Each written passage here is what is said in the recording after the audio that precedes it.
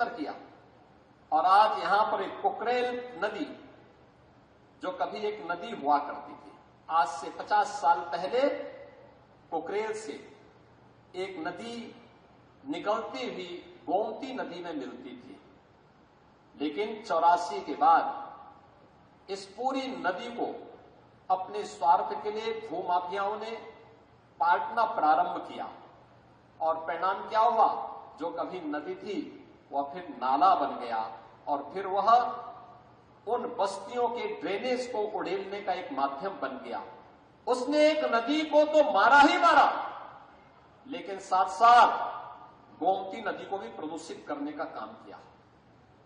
जिस नदी संस्कृति के ऊपर मानवीय सभ्यता बसी हुई है, उसको नष्ट कर दिया गया, समाप्त कर दिया गया।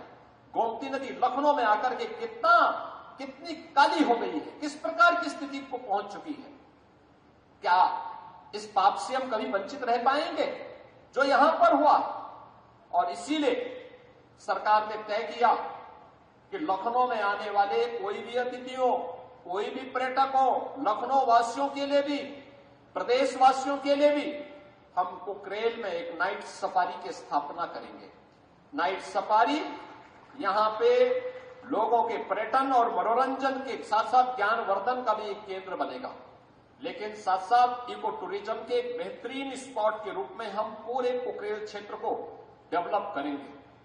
और उसी क्रम में आपने देखा होगा इस क्षेत्र में जो अतिक्रमण था, उस अतिक्रमण को हटा करके जिन लोगों ने यहां पर रजिस्ट्री की थी, उन लोगों को जिनके पास आवास नहीं थे, उनको आवास उपलब्ध कराए गए। ऐसे 2100 परिवारों को भी एक एक आवास उपलब्ध करवाने का कार्य एलडीए ने प्रशासन की मदद से यहां पर संपन्न किया, उनको व्यवस्थित पुनर्वास हुआ।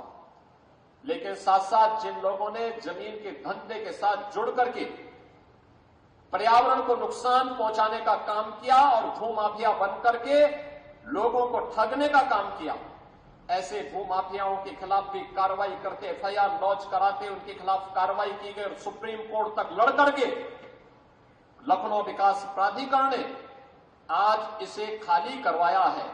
और खाली करवाने के बाद जहां पहले अकबर नगर के नाम पर यहां पे पॉल्यूशन का एक माध्यम बना हुआ था, आज वहां पर भगवान श्री राम के छोटे भाई लक्ष्मण जी के नाम पे सौमित्र वन का आज यहां पर गठन हुआ है।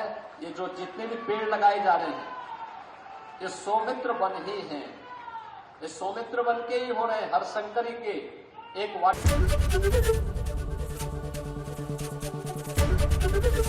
एबीपी गंगा, खबर आपकी, जुबान आपकी।